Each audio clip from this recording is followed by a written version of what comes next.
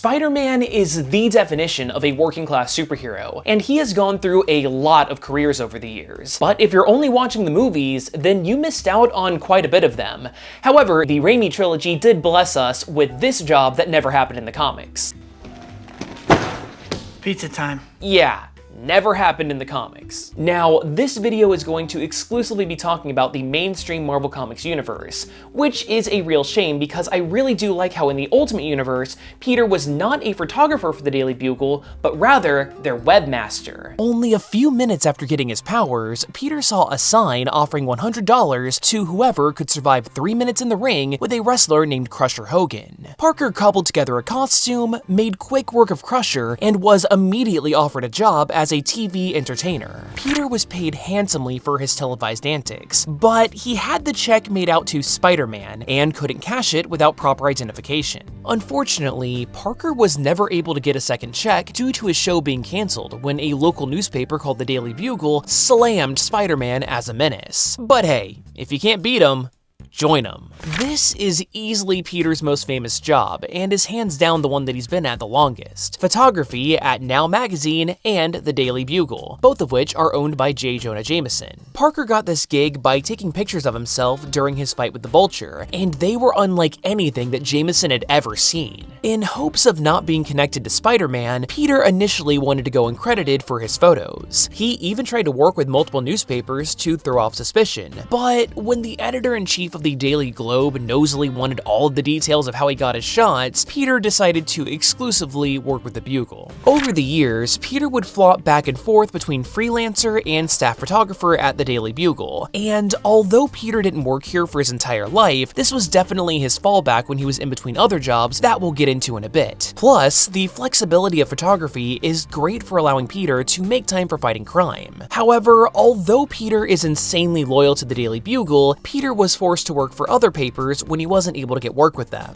For example, Parker was once fired simply due to his connection with Spider-Man, since at the time, Jameson was convinced that Spidey killed his son and wanted to lash out. Now, ever since he walked in their doors all those years ago, the Daily Globe had their eyes on Peter, so the moment that he was free of the Bugle, they gave Parker an amazing job offer as their chief photographer, complete with a flexible schedule and a salary. The schedule was ideal as Peter was about to start grad school and take up a part-time job as a teacher's assistant in the science department. This allowed him to work closely with Dr. Kurt Connors, aka the Lizard, who somehow never suspected that Peter was Spider-Man, despite having worked with Spidey several times over the years. The Daily Globe ended up shutting down after the owner was almost murdered during a literally attempted hostile takeover, and J. Jonah Jameson snatched Peter back up as soon as his former star photographer was back on the market. This stint with the Bugle was a lot better this time around, with them even publishing a book called Webs, which contained the best of Parker's Spider-Man shots from over the years. Peter was against the book at first, but he was given partial royalties and paid to go on a signing tour in order to promote the book, including an appearance on The Tonight Show. This actually wasn't the only time that Peter was enlisted to promote a product though, since while in costume, Spidey was approached by an advertising agency for their client Corona Motors. These guys wanted him to build a Spider-Mobile with one of Corona's new engines. This was a dumb idea, and clearly Spidey thought the same. That said, Parker came crawling back when he discovered that his roommate Harry Osborn hadn't paid the rent in 2 months, and they were on the verge of being evicted. Spider-Man enlisted the help of Johnny Storm to create the Spider-Mobile, and it certainly was something. Juggling the life of a grad student with 2 part-time jobs, a social life, and a career as Spider-Man was getting to be too much for Peter, so he gave up his TA job in order to devote more time to school. But even with the extra time on his hands, Parker still ended up dropping out of the graduate program. Eventually, Parker went back to grad school and got a grant as a research assistant for $9,000 a year. Much like his previous science gig, we didn't get to see too much of this job, especially since Parker dropped out of grad school again and abandoned his grant as a result. This lack of additional degrees didn't seem to hurt Parker all that much in the science field though, since he decided to pursue it after the events of the infamous clone saga, where he was replaced as Spider-Man by his clone, Ben Reilly. In order to help give Reilly finally some space, Peter and Mary Jane briefly moved to Portland, and it's here that Parker got a job at an organization called Garrett. But this was incredibly short-lived, as he and MJ moved back to New York just a year later, and of course, Peter was back to working at the Bugle. During yet another one of his many times of quitting his role as Spider-Man, Parker once again tried his luck in the science field. In his absence, a girl named Maddie Franklin took up the mantle of Spider-Man, and one of her conflicts actually spilled over to a place called Tricorp, which was a research lab that was right in the middle of interviewing Peter Parker. Not being able to stay on the sidelines, Peter helped out this new Spider-Man, which clearly impressed the management since he landed the job. Naturally though, Peter couldn't stay away from being Spider-Man for long, and this caused him to miss a lot of work, which got him fired. No problem. Peter could always just do his fallback plan and deliver his shots to the Daily Bugle, but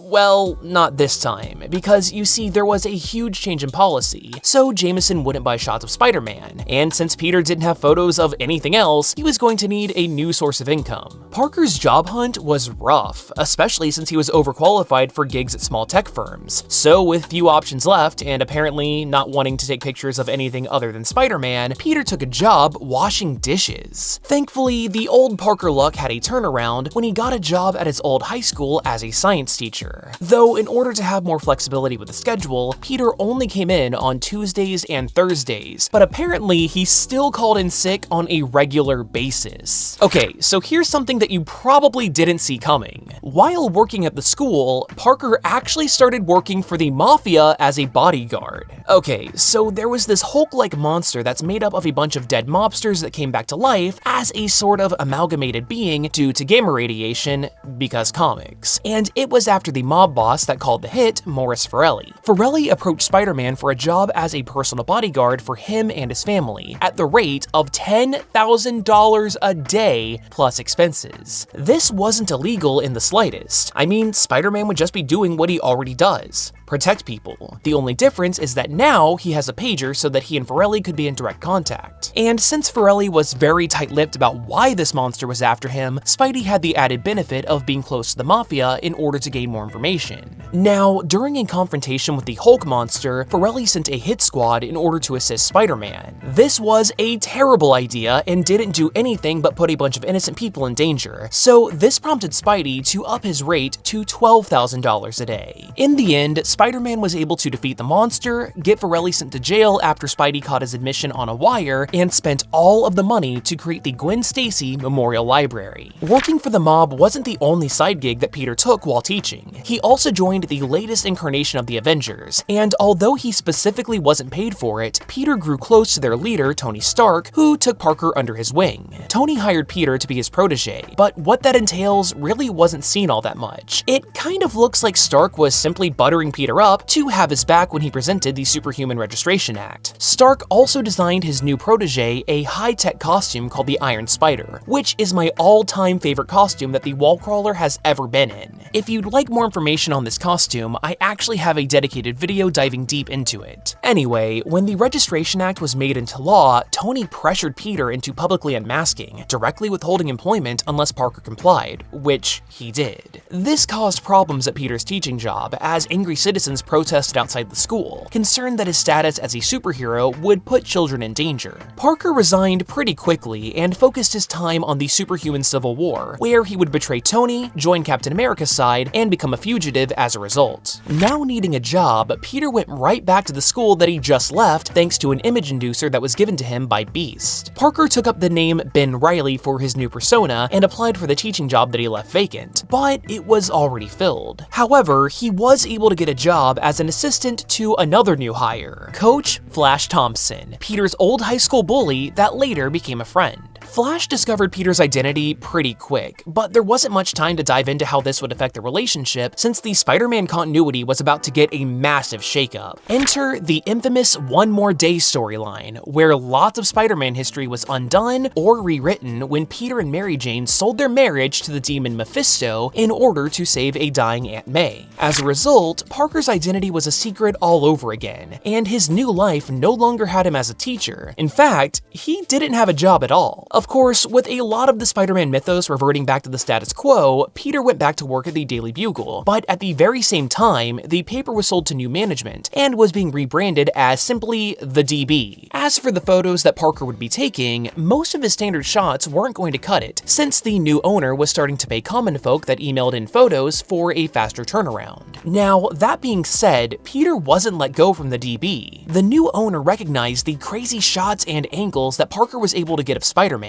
which made him perfect as a paparazzi photographer. Obviously, Peter was super conflicted with this change in career path, and he was fired after snapping a flash drive of exclusive photos right in front of the new owner. Here's the kicker though, this put Parker on the owner's shit list, and he personally called up every publisher in New York City to badmouth Peter, which made him practically unhireable. There was only one newspaper left in New York that was willing to hire Parker, a little indie publication called Frontline, which was a paper that was run by Peter's longtime friend and former Daily Bugle reporter, Ben Yorick. Frontline basically became the new Daily Bugle as many staffers left the DB in order to work for them. Funnily enough, these guys ended up literally becoming the Daily Bugle when J. Jonah Jameson bought back the rights to the name and gave them to Frontline as a gift so that they could rebrand. In addition to working at Frontline, Peter got a job with New York's latest mayor, J. Jonah Jameson. This would be short-lived, as Peter thought that he was doing the right thing by doctoring a photo of Jameson fighting off the Vulture. Credit where credit is due though, because when Jonah found out, he immediately called a press conference and publicly revealed Parker's crimes, even going a step further to encourage every publication to not hire him. This sent Peter straight to the unemployment line, and he was having such a hard time finding a new gig that Peter's roommate started selling his stuff in order to make rent. Thankfully, Jameson's wife felt really bad about how Jonah handled the situation, and she called in a favor at Horizon Labs to get Peter a job as a sort of olive branch. Horizon was super lax with work hours and resources, and as long as Peter turned in cool projects, he could basically do whatever he wanted and come and go as he pleased. This really opened the door for Parker to develop a lot more technology for his role as Spider-Man, which he would then retrofit in order to make consumer products. For example, he took technology from his new stealth suit in order to make noise reduction headphones, and his bulletproof suit led to breakthroughs on a new kind of motorcycle helmet. Not too long after signing up with Horizon, Spider-Man was recruited into yet another incarnation of the Avengers, which led to this famous "we have money" shot. And this bugs me for several reasons. For one, there was never a paycheck involved for Spider-Man with the previous Avengers teams. Point number two, even when Spidey joined the new Avengers, which is a completely separate team from the regular Avengers, it's really complicated and I have a dedicated video explaining it, this team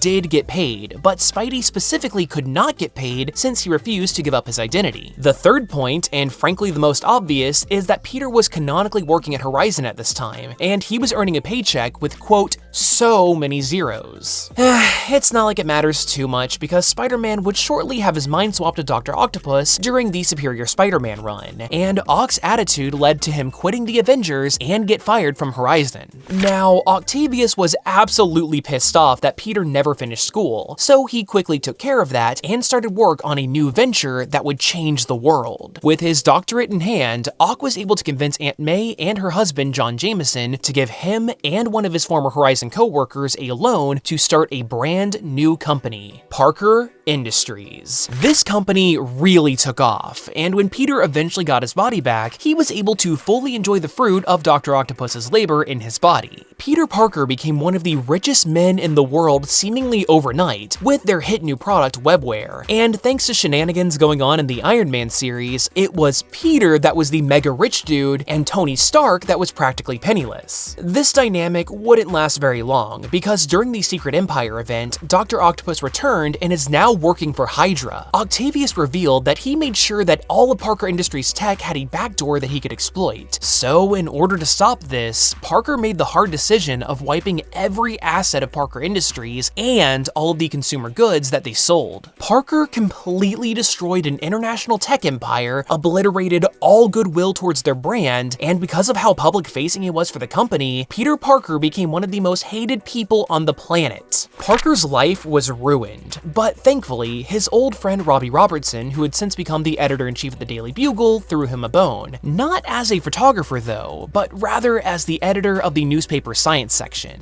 You would think that Parker being one of the most hated people on the planet would be bad enough for the Bugle, but it actually got worse because they had to let Peter go when it was revealed that his final paper for his doctorate was plagiarized from Dr. Otto Octavius. You know, since Otto was the one in Peter's body when he got the degree. In the meantime, there was a brief period of time that Spidey did an Uber-style service where he swung people around the city, but I'd understand if you didn't want to count that as a job since it was just a one-time throwaway joke. Except it wasn't, because it was referenced again later on down the line. In order to regain his lost degree, Peter was going to need to go back to grad school again, and he's also back to being a teacher's assistant for the science department. Again. And finally, at the time of this recording, this is every single one of Peter Parker's jobs. I know that that was a lot of information because I've been working on this video off and on for months, and in the meantime, I have learned a bunch about Spider-Man. So if you're interested in learning more, then I highly recommend checking out the playlist that I have on every single one of my Spider-Man videos. Maybe you'll find those interesting if you like this. But anyway, I hope you learned at least a little something new, and hopefully, I'll see you next time.